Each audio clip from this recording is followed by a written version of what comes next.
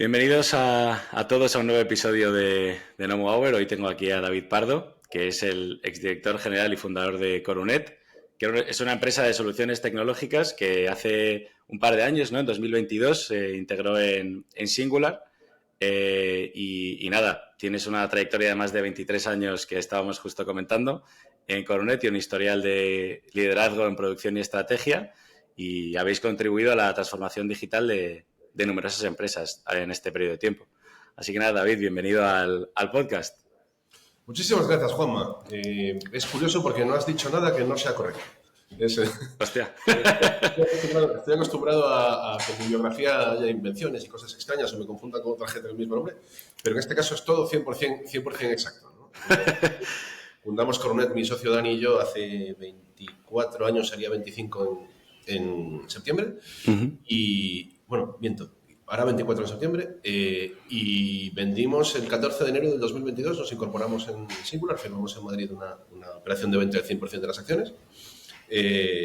Me he pasado 2 años desde entonces en Singular, que tenía firmados como compromiso de permanencia, y afortunadamente en diciembre encontramos un momento en el que por ambas partes entendimos que habíamos cubierto objetivos y era un momento maravilloso para poder aprovechar para hacer una cosa que tenía ganas desde que era pequeñito, ¿no? Que es no hacer nada.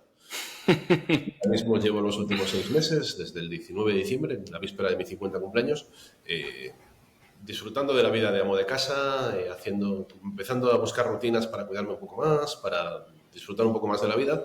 Tengo 2 hijas, una de 15 años desde ayer, que está en Canadá este año, y una de 8 desde la semana pasada, que iré a buscar al cole dentro de 3 horas más o menos. Bueno, no suena mal. Además es que la parte esta de cuidarse más y tal, yo creo que es algo que todo el mundo piensa, ¿no? Si tuviese más tiempo, igual me cuidaría más, igual tendría una rutina, ¿no? más estricta y tal. Y cómo de fácil es cuando tienes ese tiempo y esas posibilidades realmente el encontrar esa rutina. Pregunta interesantísima, Juanma. Creo que es exactamente igual de difícil cuando tienes tiempo que cuando no lo tienes. Porque al final es un tema más que de prioridad, es un tema de mentalidad. Es decir, yo en su día dejé de fumar hace muchos años y dejé de fumar con esa visión de decir, he decidido dejar de fumar. Cuando decides hacer cosas, algo hace clic en la cabeza y dices, a partir de aquí, tengo que hacerlo. Pasa por esa decisión y las cosas funcionan. Y en este caso es exactamente eso, ¿no? Es decir, no es tanto ahora tengo más tiempo para poder hacer cosas, sino he decidido que ya a mi edad es necesario cuidarse, es importante llevar unas rutinas buenas para que tu vida sea lo mejor posible. Cada uno tiene sus miserias y sus problemillas. En mi caso yo tengo problemas de espalda, un par de hernias en las lumbares y ese tipo de cosas, y necesito ejercicio, necesito buena alimentación, necesito fisioterapia, todo ese tipo de historias. Y aprovecho un poco al revés, ¿no? Aprovecho que puedo permitirme todo ese tipo de cosas para decidir lo mejor que puedo. Y desde ahí, ya te digo, los últimos meses para mí han sido también de mucho autodescubrimiento, unos meses bastante estupendos. He descubierto que, bueno, llevo cocinando desde que me casé hace 19 años, pero he descubierto que me gusta todavía más cocinar de lo que pensaba cuando tengo tiempo, porque eso sí es diferencial, el ratito más o un ratito menos. Claro. Y mi vida ahora mismo, como te comentaba antes, off the record, decía... creo que todo el mundo, si pudiera permitirse el pasar un cierto tiempo donde no tenga obligaciones profesionales, es un privilegio enorme, ¿no? Es una alegría el poder disfrutar de ese tipo de cosas, de esa libertad de calendario. He tratado también, además, de decir, oye, no quiero comprometerme a muchas cosas a la vez, pero sí me gusta eso, tener una cierta libertad de tiempo, ir decidiendo las cosas que me hacen falta. Tengo un montón de amigos con los que vienen por aquí o quedamos por ahí o nos vemos de vez en cuando. Y al final centrarme en una de las 2 cosas que creo que dan felicidad, ¿no? Creo que en la vida hay 2 cosas que dan felicidad, que son construir cosas y estar con gente. Y ahora estoy en esa segunda, es decir, he construido cosas durante mucho tiempo, ahora estoy en la parte de estar con gente. Y también es una cosa maravillosa. Y si quieres me retrotraigo un poco otra vez a donde empezaba todo. Sí. Es que te quería preguntar también por ese contraste que al final, como te comentaba, nosotros llevamos un par de años con la empresa y es cierto que al final se cruzan límites entre lo personal y lo profesional en los cuales pues no desconectas del todo, sobre todo al inicio, ¿no? Que estás estableciendo las bases. Bueno, del todo, no desconectas. Como nunca, ¿no? Period. Y bueno, cada día estás haciendo pues cosas nuevas para las que a lo mejor no has estudiado, no te has preparado, ¿no? Que en la carrera y en el colegio te venden un poco tú vas a estudiar tal y esto quiere decir que vas a hacer X y Z. Y luego dices, ostras, pero sí, también tengo que ser recursos humanos, también tengo que tal, ¿no?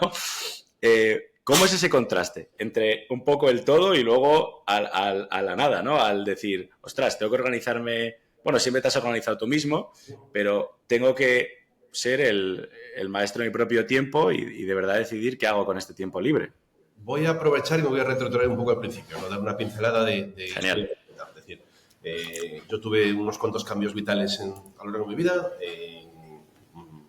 Pasé de la Escuela de Caminos al laboratorio de imagen por ordenador de la Escuela de Caminos y del laboratorio de imagen por ordenador de la Escuela de Caminos a mi empresa y de mi empresa a otra empresa más, ¿no? Y dentro de mi empresa hubo dos etapas fundamentalmente muy grandes que fueron diferenciales en ese sentido.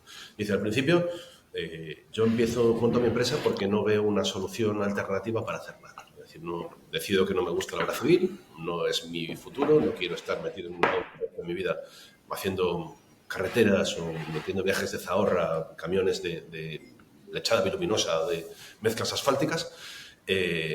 Eso, veo un agujero en la parte de ordenadores, que siempre había sido mi pasión, y empezamos en 2000 haciendo web, que era lo que sabíamos hacer en aquel momento, con bases de datos por detrás o descubriendo bases de datos por detrás para almacenar cosas. Reinventamos la rueda durante muchísimos años. Yo no sabía nada, absolutamente nada. Soy un tipo razonablemente listo, iba buscándome la vida y tratando de solucionar los problemas de la gente a medida, y cada vez que me encontraba con un problema buscando las soluciones a partir de cero prácticamente, ¿no?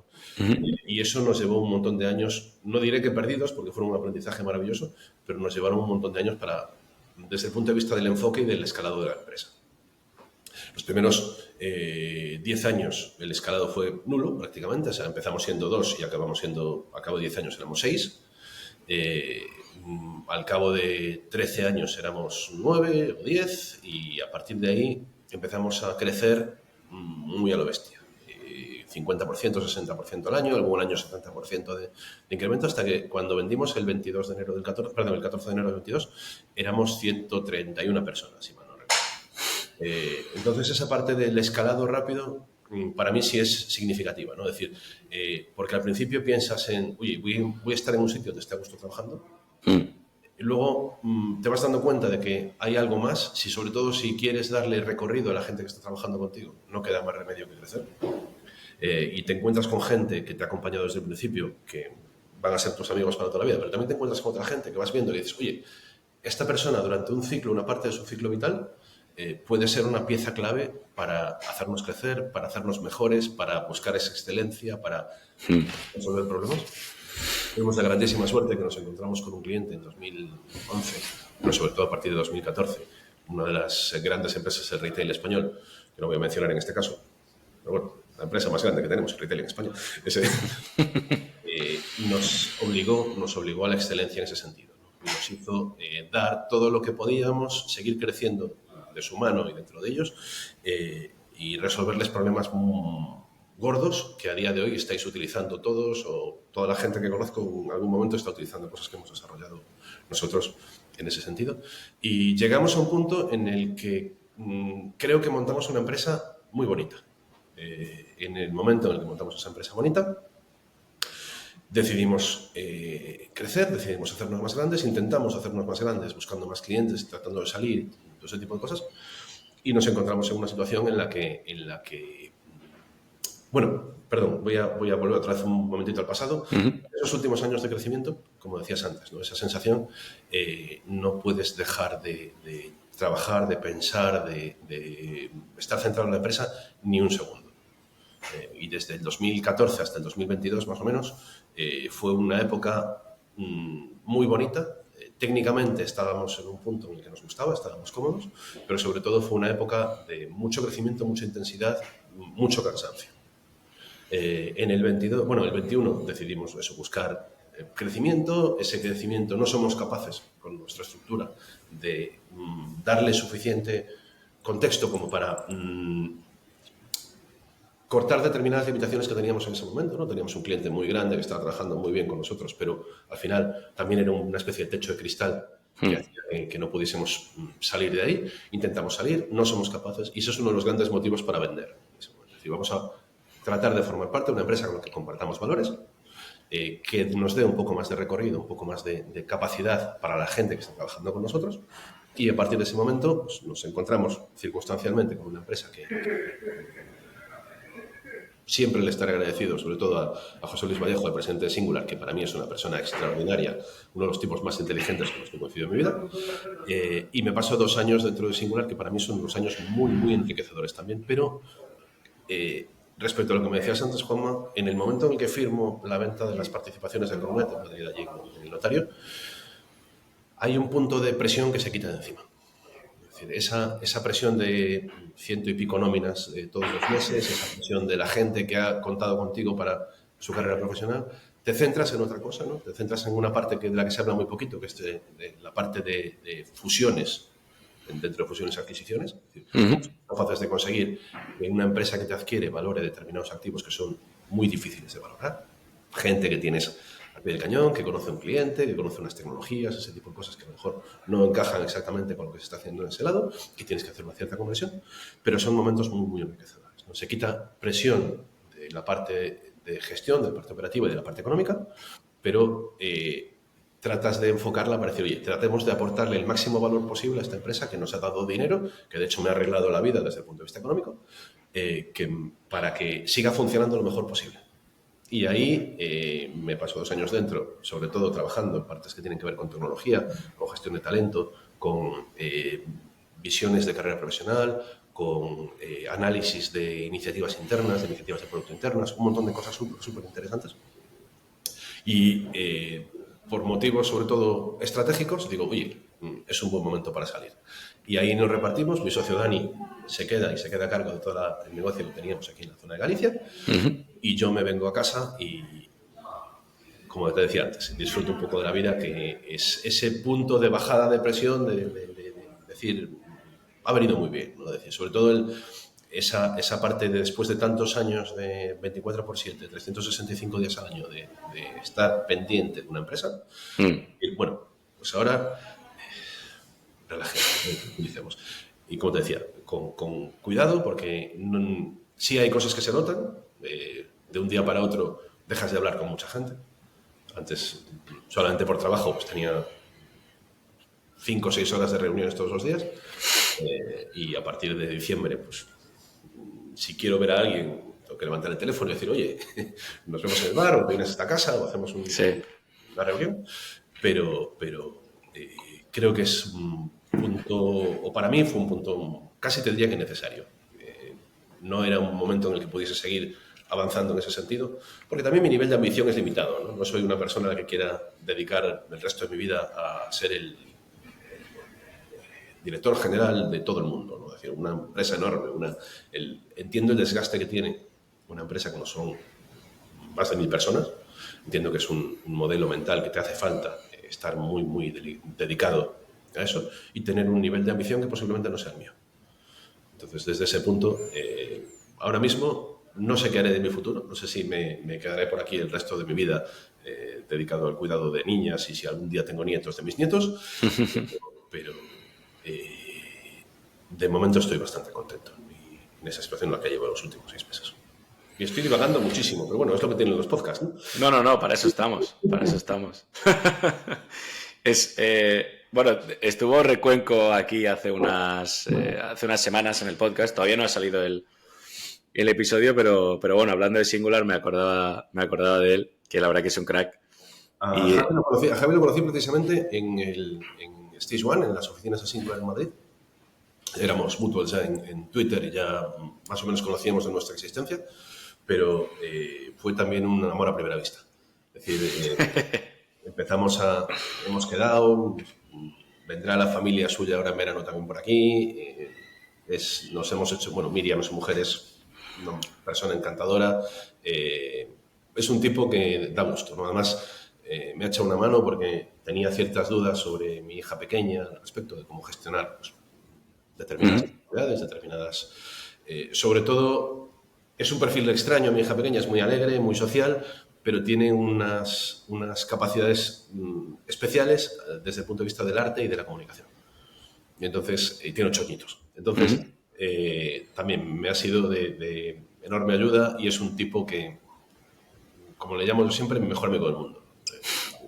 Nos hemos hecho muy, muy amigos. Entonces, es un gusto de persona y un tipo del que se puede aprender un montón de cosas. A ver cómo son capaces de enfocar el planteamiento que tienen con Singular, ¿no? Aparte de dar desde un punto de vista un poco más corporate la solución a problemas complejos.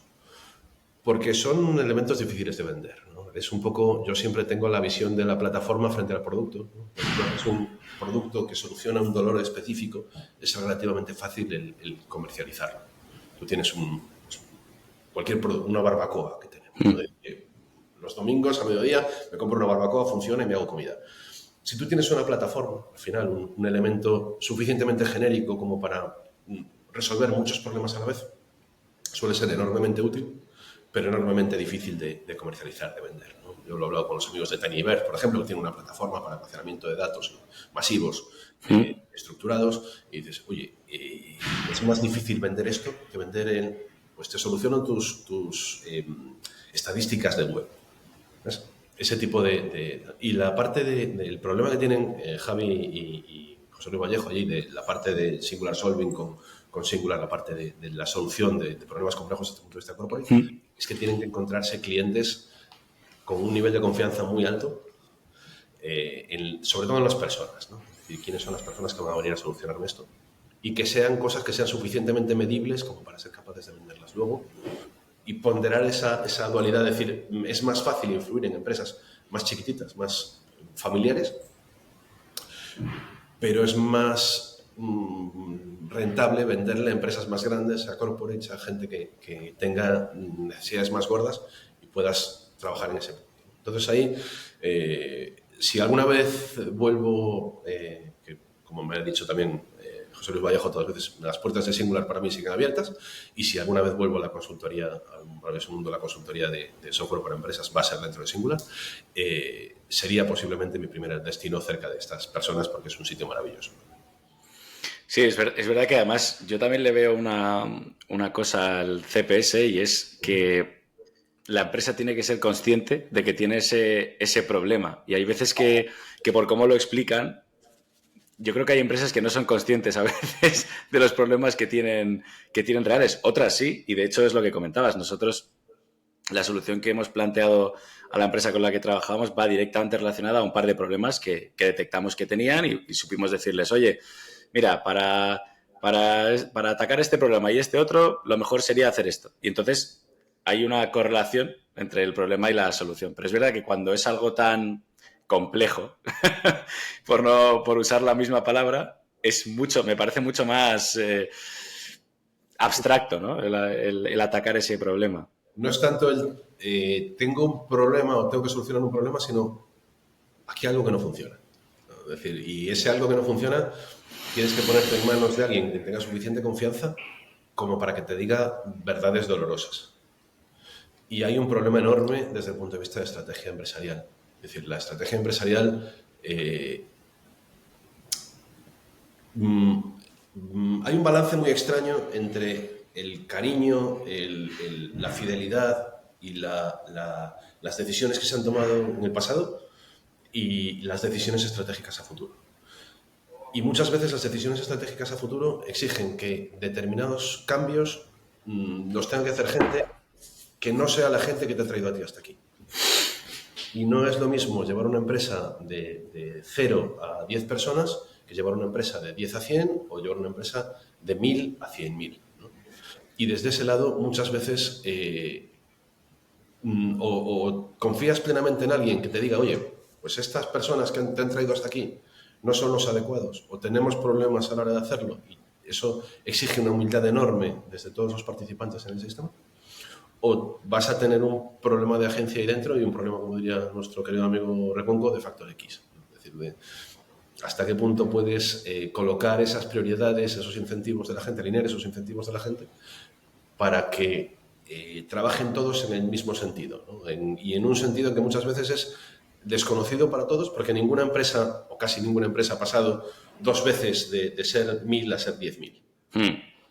Son temas que es un camino, puedes traerte a gente de fuera que te ayude y te diga, oye, mira, en determinados casos esto ha pasado así. Pero también todos entendemos, y eso es un tema emocional, que nuestra empresa es diferente al resto. Y no puedes aplicar exactamente las mismas reglas que se han utilizado en otros sitios para llevarla a cabo. Y es un balance complejo, ¿no? Es un balance muy complejo desde el punto de vista de la estrategia empresarial. Es una de las cosas que más me gustan de todas formas también. Desde el punto de vista profesional, decir, oye, trabajar en esa definición de procesos, trabajar en esa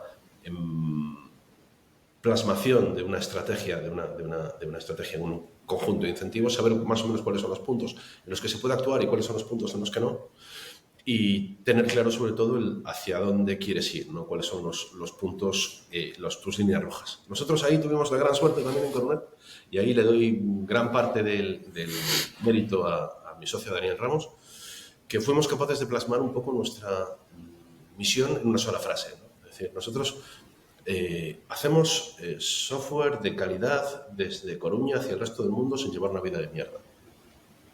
Y por partes, ¿no? Es decir, ¿qué hacemos? Software. ¿Qué clase de software? O sea, si no hacemos software, estamos haciéndolo mal, ¿no? Dice, ¿qué clase de software? Software de calidad. No rápido, no barato, no de usar y tirar. Hacemos un software que funcione sólidamente, ¿no? No que exija un mantenimiento correctivo, tal. Con un punto de vista local, con influencia positiva en la comunidad en la que estamos viviendo. Luego, eso en la parte de la pandemia tiene sus derivaciones, pero bueno, ya escapa al momento. Pero sí teníamos una colección de arte de jóvenes artistas, colaborábamos con ONGs aquí locales, este tipo de cosas, para influir positivamente en el punto en el que estamos. Dice, para el resto del mundo, es decir, con una visión internacional, no queríamos quedarnos con algo que solucionase solamente problemas específicos del entorno en el que nos movíamos y sin llevar una vida de mierda que al final es un poco enfocado en las personas. Es decir, para nosotros la persona es prioritaria, ¿no? En ese sentido. Es decir, prefiero perder un contrato, prefiero que algo no salga antes que renunciar a los principios con los que estoy trabajando.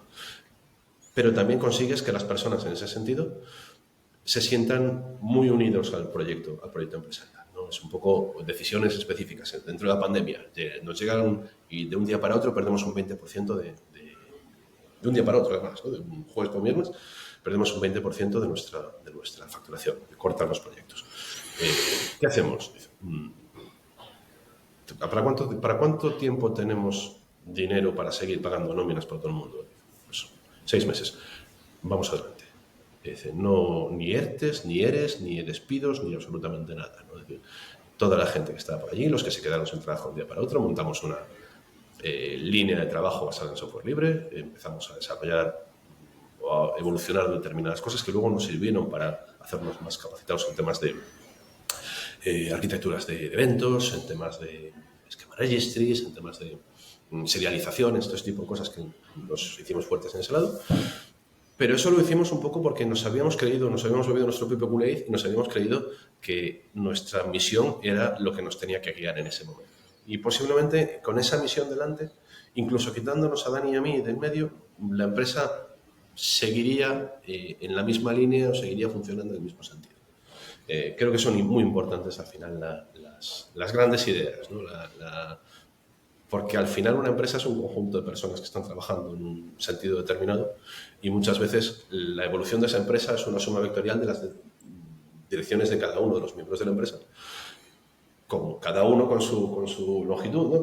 con su magnitud, pero si no consigues que toda la gente empuje en el mismo camino, es muy complicado que llegues al sitio donde quieres ir. Entonces, de ese lado, creo que para nosotros el gran éxito que tuvimos en Coronet fue precisamente ser capaces de definir qué era esa empresa para nosotros y para la gente que formaba parte de ella. Y desde aquí, no creo que haya mucha gente que pueda decir, oye, habéis traicionado vuestros principios, ¿no? Y a partir de ahí creo que estoy razonablemente orgulloso. Y luego, eso, en un momento dado decidimos vender, por lo que te decía, porque no somos capaces de darle más continuidad a eso, porque hay determinadas personas, sobre todo mucha gente muy buena, que se encuentra con un techo de cristal, con una capacidad de crecimiento ahí dentro que es limitada, y las operaciones de manejo y las operaciones de fusiones y adquisiciones siempre son complicadas. Y ahí eso da para hablar durante meses. Pero sí, también luego una de las partes que creo que son relevantes, ¿no? Desde el lado de mi visión profesional es, y que creo que podría llegar a aconsejarle a alguien que pasase por una situación parecida, es dentro de una fusión o de una operación de adquisición, normalmente hay una serie de operaciones de revisión, de due diligence, de inspección desde el punto de vista de la empresa compradora hacia la empresa que se compra, pero no hay nadie que agarre de la mano a la empresa compradora y le diga, oye, estos son los puntos en los que realmente hay que incidir ahora. Hay cosas que se pueden corregir a posteriori, pero hay cosas que una vez que hay una venta, tienes que aguantar. Y creo que hay una visión limitada desde el lado de las empresas compradoras hacia las empresas que te compran. Nosotros hemos tenido más ofertas, creo que, y si me preguntase a alguien, sabiendo lo que sabes ahora, ¿volverías a hacer la misma operación? ¿Volverías a vender la empresa? Sí, sin duda. Habría hecho posiblemente un par de cositas puntuales que cambiasen el contrato de adquisición, más que nada para ayudar dentro del mantenimiento de valor de lo que se ha comprado. Porque te voy a poner un caso particular, ¿no? Nosotros, por ejemplo, nuestro primer borrador de oferta nos pedía una conservación de plantilla en unos volúmenes determinados, ¿no? Un porcentaje determinado de plantilla. Y te das cuenta de que al final, si tú tienes eso dentro del contrato, tu principal preocupación durante el tiempo que estés ahí dentro va a ser conservar esa plantilla. Más aún que buscar negocio, adaptarte a determinados cambios, a determinados giros de mercado, lo que sea, ¿no? Es decir, entonces, desde ese lado, un poco esa visión que te decía antes de la materialización de la estrategia, lo tienes que poner por escrito. Y cuando lo quitamos al final esa cláusula, ¿no? Llegamos a la conclusión con José Luis Vallejo de que no tenía sentido el ponerla dentro de un contrato, una cláusula estándar, pero dentro de este caso no tenía sentido ponerla. Y en ese sentido creo que fue un acierto el no ponerla. Partes un poco más de la buena voluntad de la gente que esté trabajando en ambos lados, pero en este caso la hubo. Y te centras en los puntos en los que realmente puedes aportar valor. Y durante los años que estuvimos ahí dentro, hay movimientos de mercado, hay temas que suben algunos clientes, bajan algunos otros, tienes que adaptarte y seguir trabajando en esa línea, pero es muy, muy difícil el entender a priori, dentro de una operación de este tipo, cuáles van a ser cada uno de los puntos en los que tú vas realmente a ser capaz de aportar valor. Entonces, bueno, pues creo que es un punto a tener en cuenta. Creo que es algo que he hablado con un montón de gente que ha pasado por situaciones muy parecidas. David Bonilla fue nuestro, no sé si lo conoces. ¿Conoces a David Bonilla, Juan? No. David Bonilla es una persona de referencia también para nuestra operación. Es fundador de Manfred, que es una agencia de recruiting técnico. Y Manfred, David Bonilla la vende a Singular un año antes, yo creo, de nuestra operación, un año antes de vender nosotros Coronet. Y es la persona también que actúa desde dentro como facilitador de todo ese tipo de cosas. Es un tipo maravilloso, David, también. Él nos echó una mano en su momento para la organización dentro de Coronet de nuestra política de personas. Y estuvimos trabajando juntos durante unos meses, definiendo cuál es el ciclo de vida desde la publicación de una oferta de trabajo hasta la salida de una persona de la empresa, sea voluntaria, sea motivada por terceros, lo que sea. Y desde ese punto de vista fue una época también muy bonita. Y David, salimos juntos de Singular también, cerramos esa etapa y salimos juntos, y ahora es vecino mío también aquí en Coruña, porque es un chaval que nació en Madrid, pero es gallego de espíritu. Entonces, tenía que acabar viviendo por aquí. Y por ahí, eso, hay un montón de cosillas por el medio, sobre todo en la parte de la operación, que nos han hecho reflexionar, ¿no? Durante este tiempo. Es decir, creo que al final hemos sido capaces. Yo tenía 3 objetivos, ¿no? cuando venimos a la empresa. El primero de todos era darle recorrido profesional a la gente que había confiado en mí. Es decir, ampliar un poco esas posibilidades. El segundo era poner en valor aportar valor a la gente que había confiado en mí en ese momento, a la gente que me había comprado. Es decir, oye, mantengamos el valor de la empresa que está funcionando. Y el tercero era buscar una salida para mí a medio y largo plazo. Es decir, oye, ¿qué voy a hacer de mi vida? Dale, muñequito. ¿Qué voy a hacer de mi vida después de esto? Reflexionando, creo que hemos tenido un éxito parcial en la primera. Es decir, la gente en general ha tenido más posibilidades de hacer cosas dentro de Singular de las que tenía dentro de Coronet. Creo que hemos tenido un éxito razonablemente alto en la segunda. Es decir, creo que hemos sido capaces de mantener la mayor parte del valor que tenía Coronet en su momento dentro de Singular, ahora como un conjunto de personas, al final, un conjunto de proyectos y de clientes que están trabajando ahí dentro. Y la tercera creo que para mí ha sido un fracaso parcial, desde el punto de vista de que creo que ha sido un aprendizaje enorme.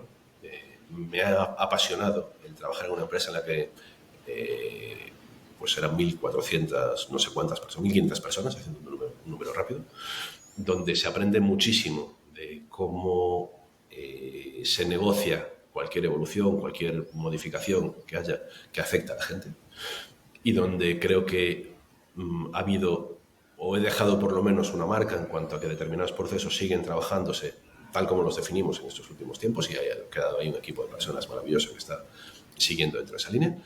Pero desde el punto de vista personal, es decir, de seguir trabajando en eso, pues no. Creo que estaba ya, entré cansado, ¿no? Entré cansado del mundo de la consultoría informática, que es un mundo complicado. Es un mundo donde muchas veces los departamentos de compras tienen mucha influencia, donde es muy difícil aportar un valor diferencial, donde un poco lo que decíamos antes, ¿no? Donde cuando tratas de escribir cosas, hay cosas que son muy difíciles de negro sobre blanco. Y nosotros, yo me acuerdo de un cliente que tuvimos hace ya un montón de años que nos encargó el sistema de almacenamiento de datos de las operaciones de venta de la empresa. Es decir, hay una empresa con muchas tiendas y cada vez que se vendía algo, el documento que se generaba dentro de esa venta lo persistíamos, lo analizábamos, lo guardábamos en unas bases de datos y generábamos toda la infraestructura necesaria para poder hacer las consultas de devolución, mantener el ciclo completo de lo que estaba pasando y ese tipo de cosas.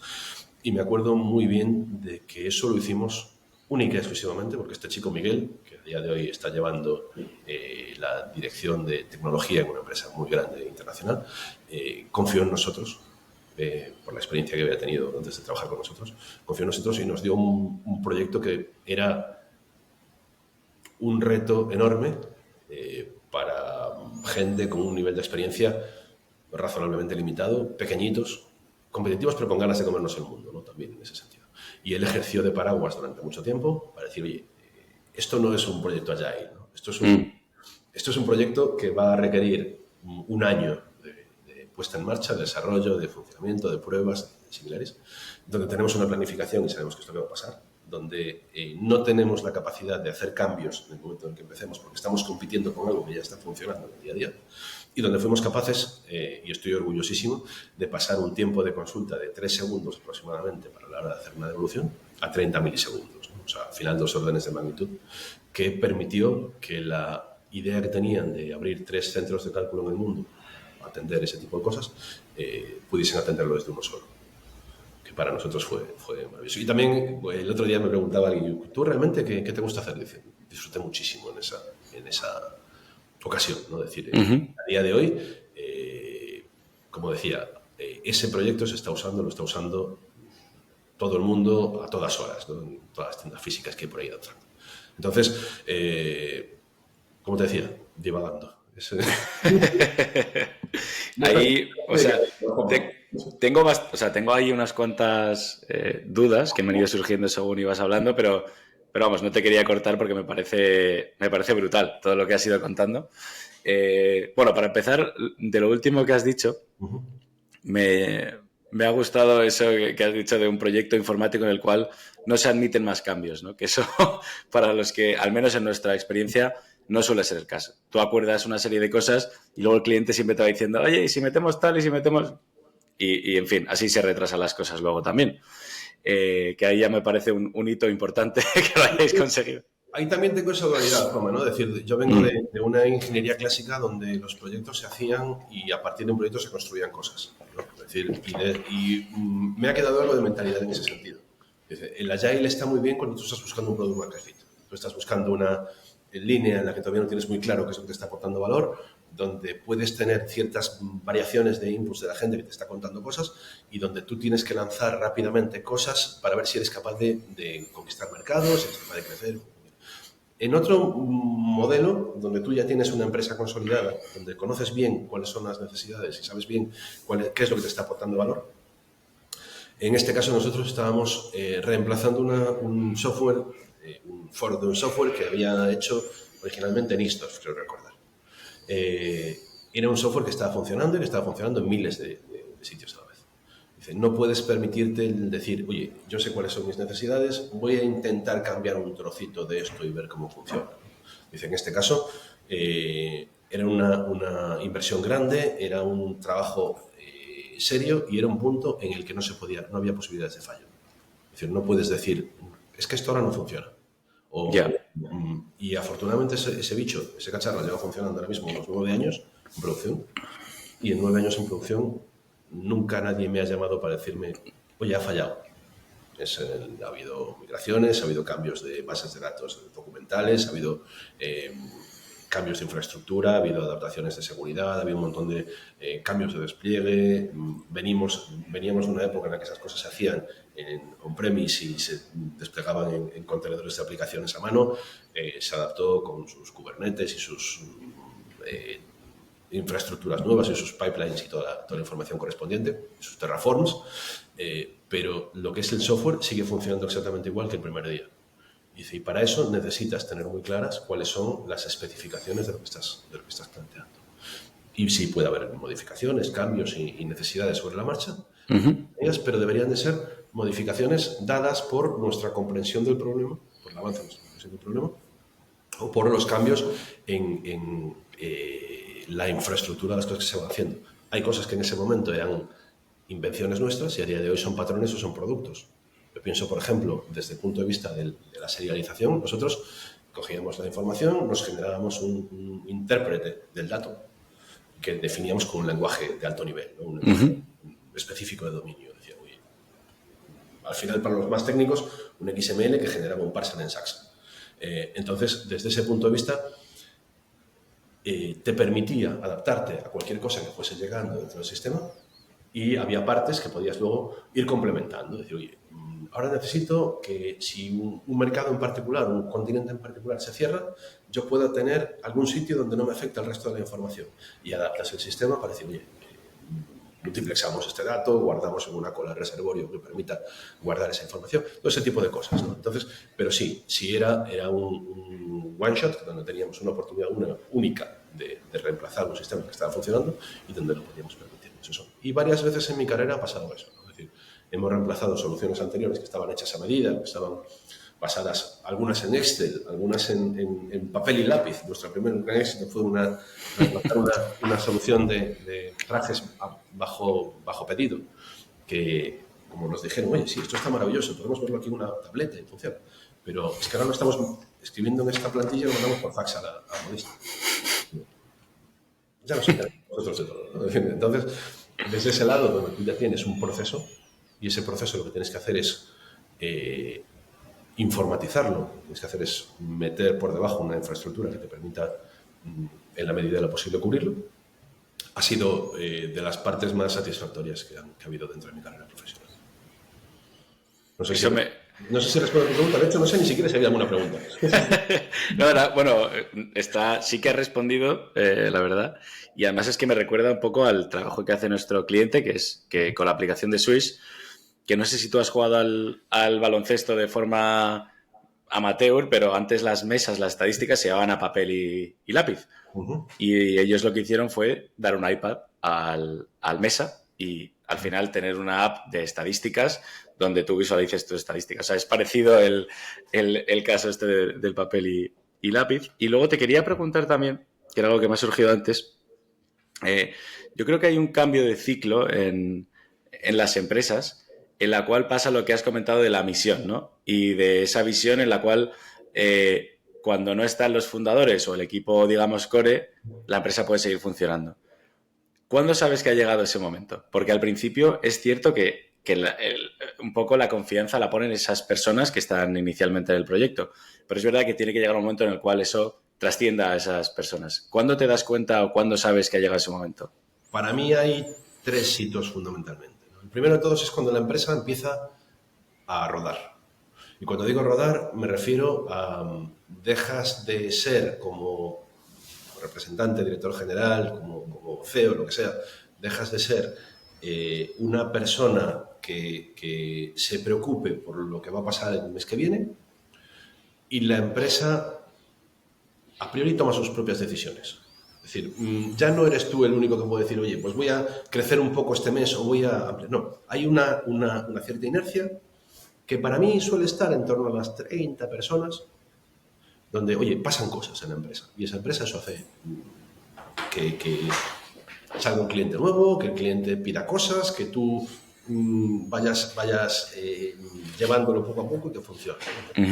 Y ese para mí es un primer paso en que, oye, aquí ya no eres la persona que está permanentemente pendiente de absolutamente todo. 20 y pico, 30 y pico personas, ya no eres la persona que está pendiente de absolutamente todo. Y la parte de delegación ya no puede pasar por te voy a decir lo que tienes que hacer hoy, sino tú ya tienes que saber lo que tienes que hacer hoy, o ayer, o anteayer, o pasado mañana, y yo te voy a decir hacia dónde vamos, dónde deberíamos priorizar, y empieza a haber esa parte de... quitamos a esa persona de referencia. Yo fui en su momento esa persona de referencia, no me quedó otra, y sabía absolutamente todo lo que estaba pasando. Y luego hay otro hito, que creo que para mí es a partir de las 100 personas más o menos, que es cuando dejas de saber qué es lo que hace cada uno. Y ese punto para mí también es significativo, ¿no? Es decir, con 30 dejas de... O sea, la empresa pilla su inercia, con 100, 150, a lo mejor en algunos casos, habrá gente más brillante que sea capaz de llevar hasta los 200, pero no conozco a nadie que haya pasado de ahí. Es decir, ya no sabes qué es lo que está haciendo cada uno y ahí tienes necesariamente que tener una capa extra de gestión, de control.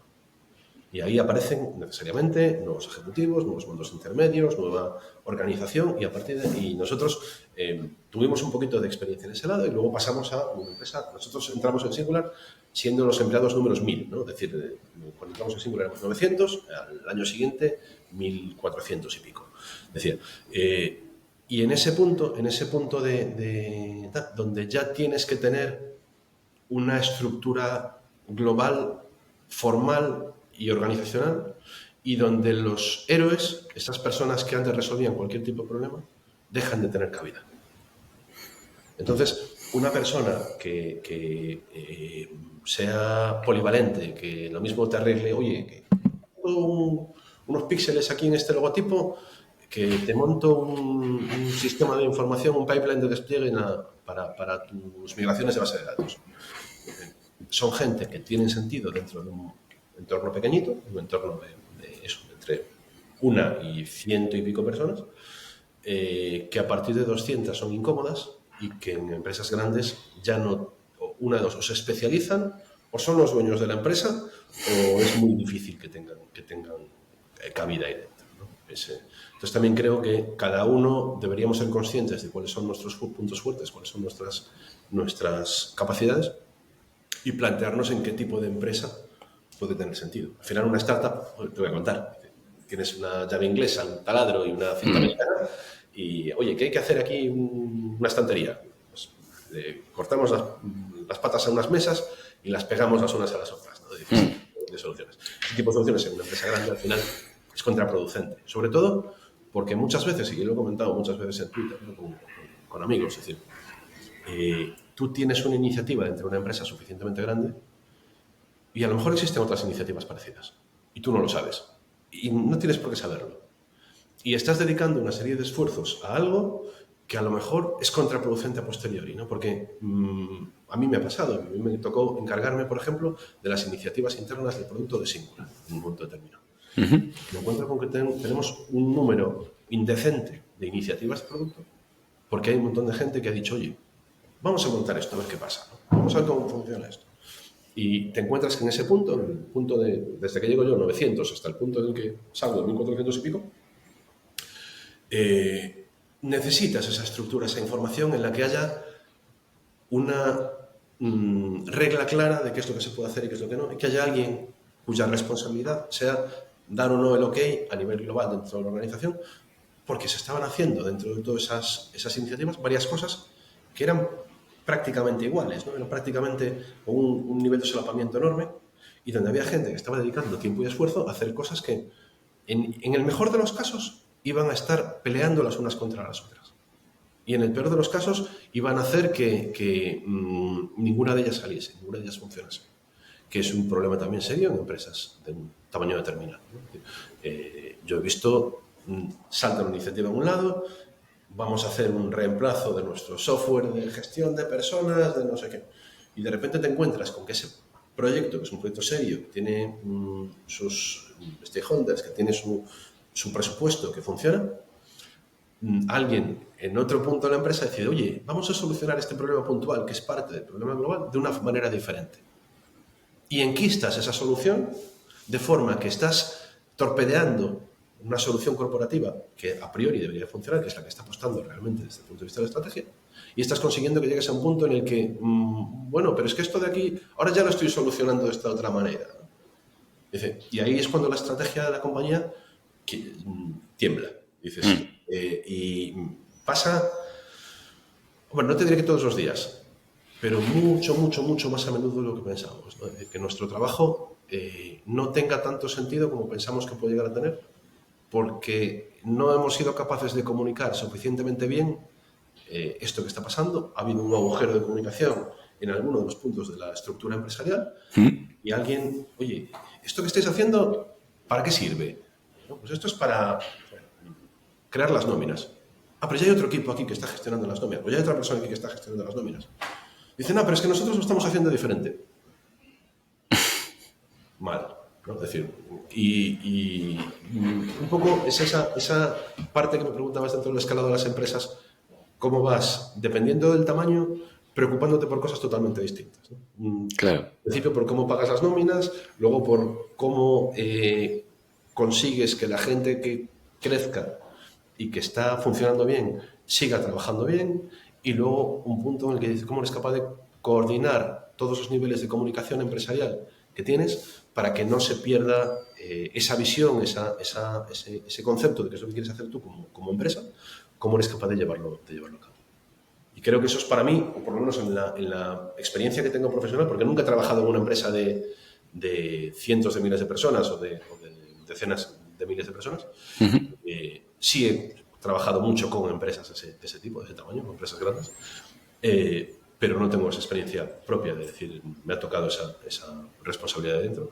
Pero creo que sí, que a partir de ese punto los problemas son más parecidos, ¿no? Ya cuando llegas a ser 1000 y pico, necesitas esa estructura, necesitas esa funcionalidad, necesitas ese planeamiento, y somos muy adanistas todos, nos gusta inventar cosas desde cero, pero buena parte de las jerarquías empresariales llevan inventadas miles de años.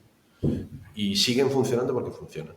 Y siguen funcionando porque tienes clara cuál es la cadena de mando, cuál es la cadena de responsabilidad, cuál es la cadena de servicio. Pues darle la cuenta, si quieres, a la jerarquía y decir, oye, yo tengo una persona aquí abajo de todo que es el que se encarga de hacer todo lo que los demás no quieran, ¿no? Es decir, desde el lado que no... a mí me ha funcionado, ¿no? Es decir, yo he sido una persona de servicio en cuanto a que tenía un grupo, pues, en determinados momentos, 100, 150, 300 personas a las que coordinaba, y a mí me tocaba hacer las cosas, el reparto de cosas que el resto de la gente no hacía por lo que fuera, ¿no? Porque no era su fuerte, por lo que, ¿no? Y buscabas ese tipo de soluciones. Pero es necesario tener esa estructura y tener suficientemente clara esa estructura. O sea, desde el punto de vista de vocación de servicio, desde el punto de vista del dictado de normas. Pero tienes que saber en un momento determinado, quién es el responsable. A partir de ese volumen, como te decía, donde tienes en la cabeza es lo que hace todo el mundo, a mí no se me, cuando éramos 100 no se me escapaba ningún trabajador que no fuese bueno, ¿no? Lo suyo, que no estuviese motivado, que no estuviese mentalizado. Pero cuando eres 1000 es mucho más difícil. Es mucho más difícil. Tienes que empezar a tener determinados indicadores, empezar a tener determinados KPIs, que luego, dándole la vuelta, y volviendo a lo que comentábamos antes, tienen que estar alineados con tu estrategia, porque si no estás jodido. Entonces, más o menos por ahí van, Juan. ¿Y cómo consigues esa... ¿Cómo consigues que la gente comunique? O sea, yo creo que tiene que haber un balance entre la comunicación y luego también que haya una especie de intraemprendimiento entre la gente que está dentro de la empresa que tenga iniciativa. Porque lo peor, que esto yo tampoco tengo muchos años de experiencia, tengo 7 o 8 años de experiencia que he estado en distintas empresas. Algo que sí que he visto es que hay gente que aprende a lo mejor a utilizar una herramienta o tiene algún tipo de conocimiento que es un poco diferencial de la empresa y se lo queda. No quiere soltarlo porque piensa que si lo suelta va a dejar de ser ¿no? esencial. O sea, ¿cómo consigues que la gente comunique de verdad, que la gente no tenga miedo a enseñar a la gente que está entrando o a sus compañeros? Es algo que a mí porque lo he visto y es algo que me preocupa en un futuro si llegamos a crecer y si seguimos teniendo esta empresa. De cómo demonios lo hacemos, vamos. Para mí lo más importante en ese lado es la socialización de los errores. Es decir, en el momento en el que cualquier persona que esté trabajando contigo, si tú eres el responsable máximo de la empresa, sepa que en el momento en el que haya cualquier tipo de problema, cualquier tipo de error, sea motivado por lo que sea, vas a ser el primero que va a poner la cara por delante. Es decir, y vas a, como decíamos antes, centrar a las personas, ¿no? Es decir, vas a defender que ese error es la responsabilidad tuya como responsable máximo y absorberás o distribuirás o te encargarás luego de tratar de que ese error no se repita en la medida de lo posible. Y cuando la gente que trabaja contigo es consciente de que vas a dar un paso adelante y vas a asumir esa porción de responsabilidad, son mucho más abiertos a la hora de compartir información, de compartir conocimiento, pero eso es muy difícil y exige un compromiso muy alto. Es decir, no culpar nunca a nadie de algo. O sea, miento. Hay casos que sí. Hay casos en los que, oye, las reglas son conocidas. Si tú no cumples las reglas, este no es tu sitio. Dice, esto es una empresa colaborativa. Si has venido aquí a competir, este no es tu sitio. Ha llegado gente, hemos contratado gente que a día de hoy siguen trabajando y siguen trabajando felizmente, que venían con una mentalidad diferente, una mentalidad competitiva. Pienso en un compañero en particular ahora mismo, que venía con una visión de decir, oye, nos vas a echar una mano para coordinar todo esto. Y él entendió, vas a ser el jefe de esta gente, ¿no? Y llevó un tiempo el reprogramar o el desprogramar esa mentalidad y decirle, no, tú no has venido a esto. No has venido a meter presión a la gente aquí para que trabaje más. Has venido a facilitar su vida, has venido a facilitar sus trabajos y hacer que las cosas salgan mejor, no porque tengan una nube negra encima que les esté diciendo si no lo haces te despido. Va a ser porque entre todos estamos trabajando con una motivación común que es hacer un sitio agradable para todos para trabajar. ¿No? Que vengamos todos aquí a trabajar por las mañanas y vengamos contentos. Y en el momento en el que no tienes esa mentalidad, tampoco tienes por qué estar. Y ha habido gente que se ha ido y ha habido gente que la hemos echado, ¿no? Es decir, porque no hemos sido capaces de conseguir que estén alineados en ese sentido. Dice, pero para mí es vital, si quieres que toda la gente tire en el mismo sentido, y antes mencionabas el baloncesto, esa misma visión de equipo. Es decir, no somos una familia, somos un equipo. Los equipos ¿cómo son divertidos? Los equipos son divertidos cuando toda la gente tiene un nivel razonable, parecido, un nivel donde compites en un entorno con gente que tenga un nivel también parecido y donde tú te esfuerzas por ser lo mejor posible. Donde todos individualmente nos esforzamos por ser lo mejor posible. Pero no suele haber ese problema dentro de un equipo de baloncesto, dentro de un equipo de fútbol, dentro de un equipo de voleibol, ¿no? Es decir, de que la gente diga, me lo voy a callar para no hacer mejores a mis compañeros. Al revés. Es cierto. Suele haber un punto de generosidad que funciona. Dice, aprovechemos eso. ¿Por qué funciona? Pues porque en los equipos normalmente hay esa visión común, hay esa gente, hay ese liderazgo. Porque porque siempre en todos los equipos hay líderes. Y ese liderazgo funciona desde un punto de vista generoso, donde ha habido gente que tirará del equipo con más o con menos fuerza, pero todos están convencidos de que lo que quieren hacer es salir ahí y ganar. Y esa mentalidad en las empresas funciona también, ¿no? Y eres capaz, y se puede escalar esa mentalidad hasta un tamaño razonablemente grande. Cuanto más grande y menos comunicación diaria hay, más difícil. Eso también es cierto, ¿no? Es decir, y muchas veces, como me han dicho, oye, es que esto antes molaba más, cuando éramos 15, cuando éramos 26, cuando éramos 50, cuando éramos 100, cuando éramos 1400, no sé. Y tiene sentido, porque las empresas cambian. Sí. El modelo cambia. Y lo que funcionaba cuando eras 15 y podías hablar conmigo todos los días y ahora que somos 100 ya no puedes, exige que todos cambiemos y muchas veces tu nivel de madurez o tu nivel o tus expectativas empresariales, tus expectativas vitales o lo que quieres hacer ahora mismo, tus preferencias incluso, hacen que cambie esa visión de cómo hacemos o de cómo vivimos, ¿no? Cómo lo planteamos. Y ha habido mucha gente que en un momento determinado yo le he dicho, oye, mira, ahora no te vayas, por favor, porque estás metido dentro de un proyecto, de unas circunstancias, lo que sea. Acabemos esto, entreguémoslo con lo mejor que sepamos y yo voy a ser el primero que te va a echar una mano para buscar el mejor paso siguiente dentro de tu carrera. Y desde el lado de acabemos este proyecto, para ti también es interesante, porque cuando busques el siguiente paso, no te vas a ir de aquí con un proyecto a medias, donde el año y medio, 2 años, 3 años que hayas pasado, no tienes nada que enseñar. No, vas a salir de aquí diciendo, oye, yo he sido una de las personas que se ha encargado de esto, que está funcionando, que funciona, que es bonito, que es útil, de ponerlo en producción. De ponerlo en producción. No de, sí, es que he participado. No, lo he llevado a fin, ¿no? Y también pienso en otra persona ahora mismo, en otro caso en particular de un chaval maravilloso, Alex, que precisamente pasó por eso. No me dijo, oye, David, me quiero ir. Y dice, yo voy a ser el primero que te va a echar una mano para buscar el siguiente hito. Ahora no, dentro de 6 meses, no sé cuánto tiempo era, ¿no? Cuando terminemos, planteemos esto, presentemos esto, y vas a ser un tipo mucho más capaz porque vas a tener en tu maleta, dentro de tu currículum, un proyecto exitoso que va a funcionar gracias a que vas a estar esforzado durante esos próximos 6 meses en esto.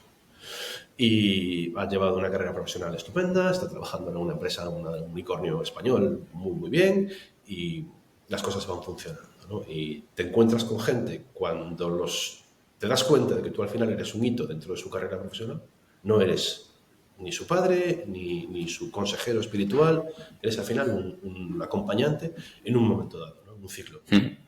Y tienes que buscar que ese ciclo encaje con tu evolución de empresa, con tu punto en el que estás, tu punto de madurez, y tienes que conseguir que para esas personas entiendan que lo mejor que pueden hacer en ese momento es trabajar contigo.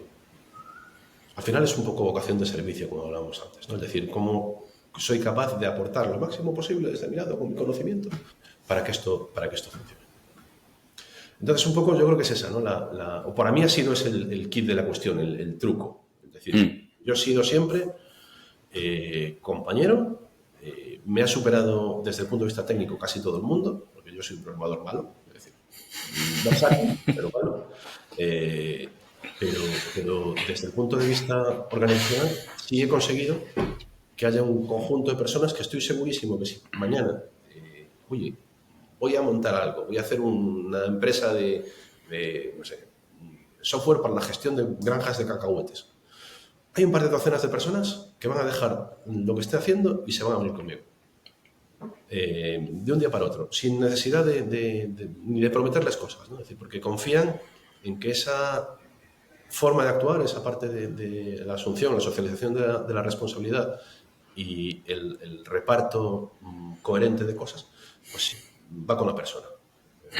Entonces, sigo estando muy, muy orgulloso de que me sigue llamando gente. De hecho, tengo algún mensajito por aquí en otra pantalla de antiguos compañeros, un compañero que está trabajando ahora mismo en Elasticsearch, haciendo un trabajo maravilloso ahí en el motor de almacenamiento de datos, que siguen siendo, me siguen manteniendo cariño, ¿no? Después de haber trabajado conmigo, después de saber bien cómo soy, siguen manteniendo cariño y han trabajado conmigo y han tenido éxitos conmigo y a día de hoy siguen teniendo éxitos en otros sitios y siguen confiando en que puedo llegar a ser una persona de referencia para hacer cosas. Es cierto que esa es una parte súper súper emotivas de empezar un proyecto con alguien también, porque, o sea, yo veo, al final nosotros somos 3 socios y ahora ya somos 12 personas en la empresa y sí que es verdad que, joder, ¿te acuerdas a lo mejor? Yo hay veces que voy en el coche y digo, hace 2 años estábamos, estábamos intentando a ver a quién convencíamos o estábamos en este punto o pensábamos que la empresa iba a ser de esta manera y también esa importancia de pivotar, ¿no? Nosotros, cuando empezamos, estábamos muy centrados en el mundo de la Web3 y el blockchain, porque era donde habíamos empezado, bueno, habíamos estado en proyectos varios y tal, y bueno, viendo la situación del mercado y tal, pues sí que supimos pivotar, que es cosa que hemos visto que hay gente que no ha sabido ver. O sea, por ese aspecto sí que los 3 estuvimos bastante alineados de decir, oye, mira, esto en España, desde luego, este mercado está de capa caída, vamos a intentar ver qué podemos sacar de por aquí y por allá. Y es verdad que al final son muchas horas hablando con la gente y tal, y me parece difícil no llegar a tener ese vínculo personal, pero que es verdad que luego hay que ser realista y ver si, oye, si en determinados ciclos de la empresa es necesario, o sea, no es que sea necesario, pero ¿eres fundamental o no? O sea, yo creo que esa parte también, que es dura, hay que tenerla presente. Sí, y luego hay otra cosa que mencionas ahora, ¿no? Tienes 2 socios, me dijiste. Sí. Pues, la relación con los socios es de las cosas más importantes que hay en esta vida. Es igual que con quién te casas, ¿no? Son cosas que te cambian por completo la vida. Si eres capaz de buscar a gente con la que puedas mantener un respeto, al final, no pido que haya amistad, que haya cercanía, no, respeto.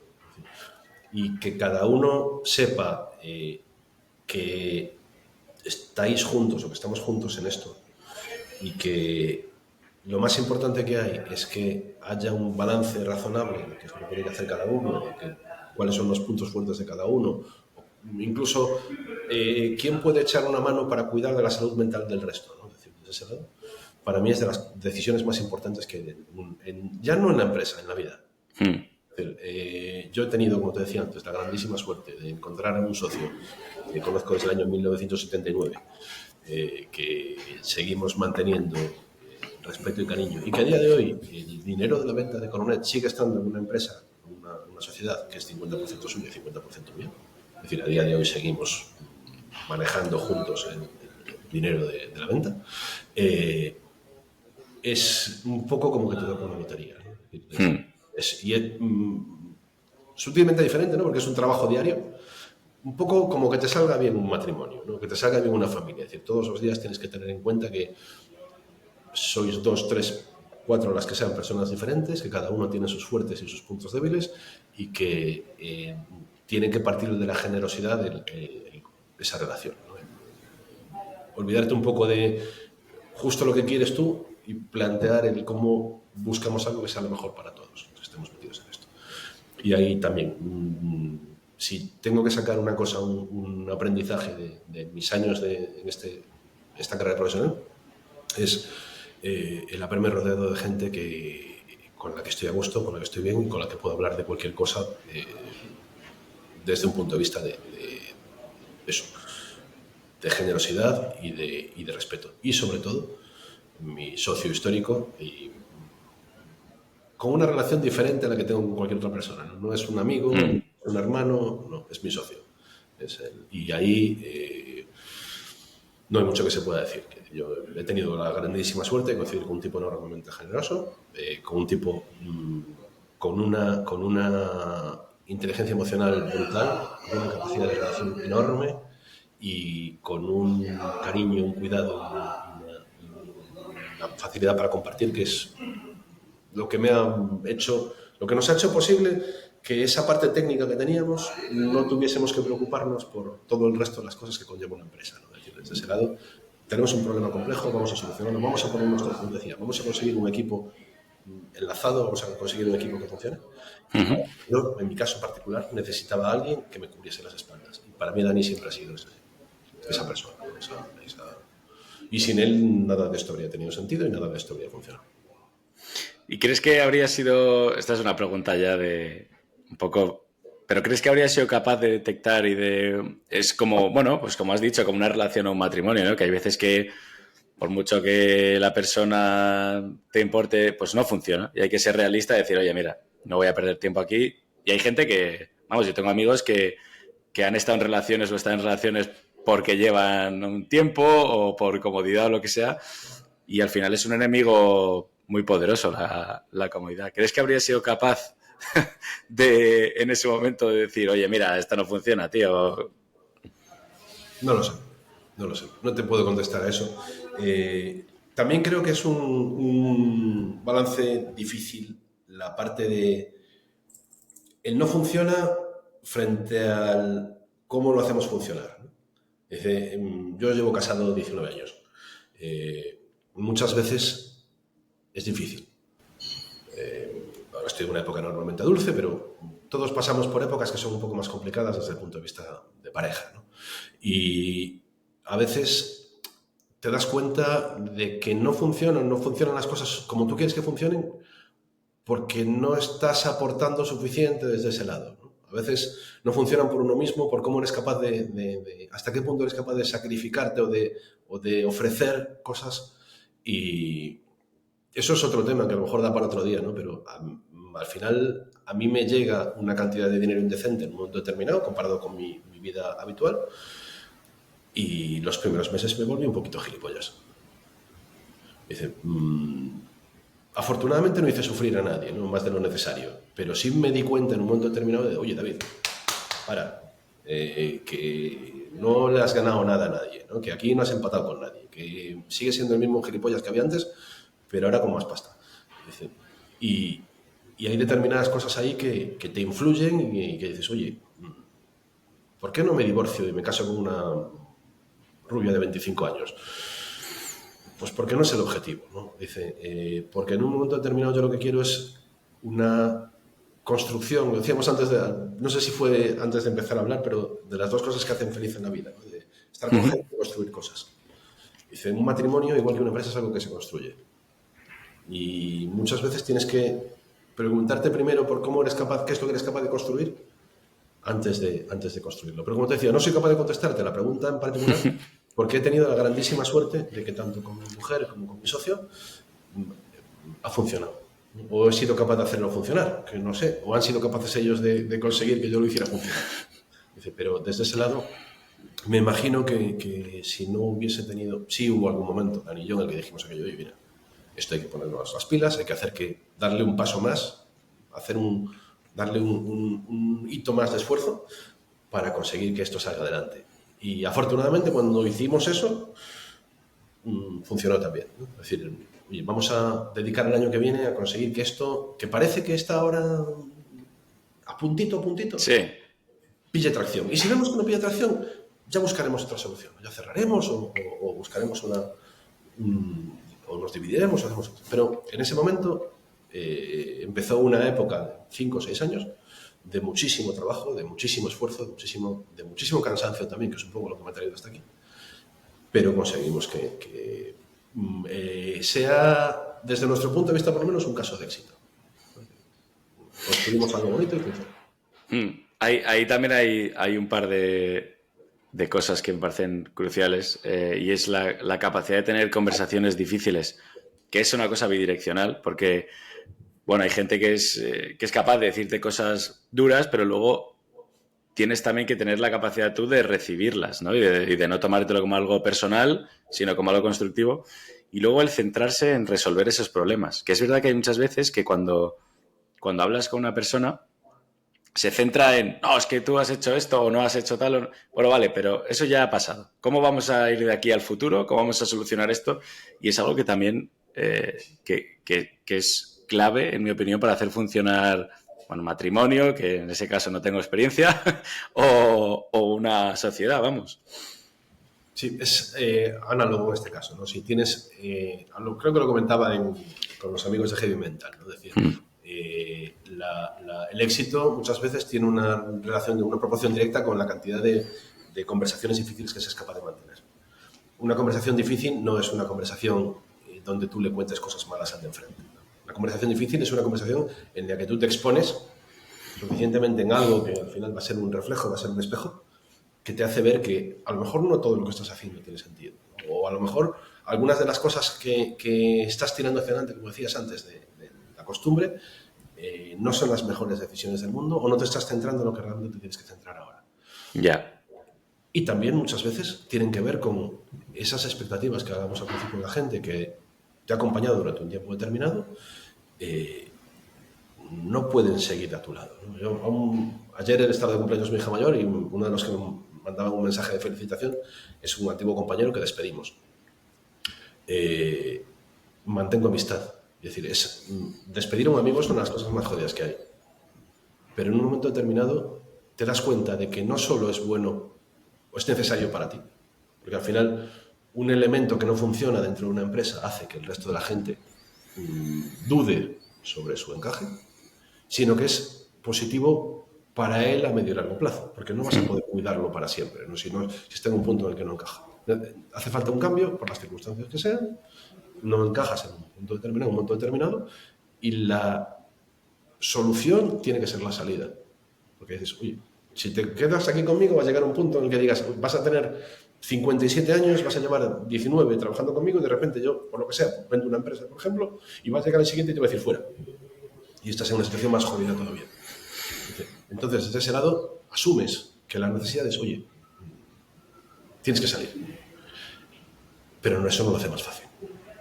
Eso no lo hace más fácil, ¿no? Es decir, y porque tú eres consciente de que estás tomando una decisión que va a ser un golpe vital para una persona determinada, piensas, y si no, no lo harías, que es la mejor decisión que puedes tomar en ese momento, pero, oye, es que tengo que cortarme la pierna porque me ha picado una víbora. Hay que cortarse la pierna.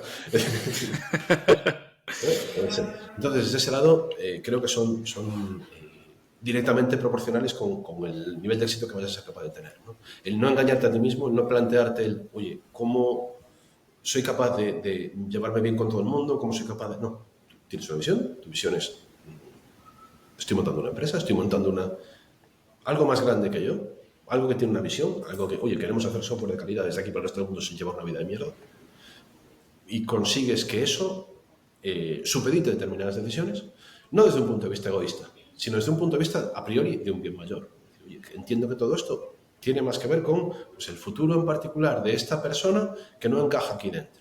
Tienes que tener la flexibilidad para decir, oye, modifiquemos lo que tenemos aquí dentro para darle cabida a la gente que viene con ganas, que encaja, que tiene sentido, pero si no hay ese encaje, no tiene sentido tampoco alargarlo mucho más. Entonces sí creo que es importantísimo la parte. Nos están llamando a la puerta por ahí ya. Sí, es que me temo que tienen hambre aquí los compis. Pues nada, David. También ahora. No, hombre, muchísimas gracias a ti. La verdad es que ha sido brutal y creo que me llevo además de forma egoísta bastantes consejos que puedo aplicar. Y por mi parte, repetimos cuando quieras, hablamos cuando quieras.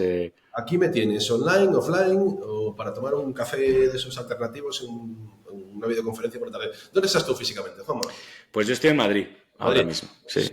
Y me apunto porque no voy tanto como debería de ir y tengo una lista larga de gente a la que tengo que visitar todavía. Voy igual cada 2 o 3 mesitos por ahí. Me apunto también para ver si nos vemos en persona algún día y nos tomamos un café. Estupendo, cuando quieras. Pues nada, David, a ver si... Hace rato, Juanma. No, gracias a ti, de verdad, por toda la información y la experiencia que has aportado. Y bueno, haremos también parte 2, estoy seguro. O sea que igual hasta en persona, o sea que ya iremos hablando. Muchísimas gracias. Muchísimas gracias a ti.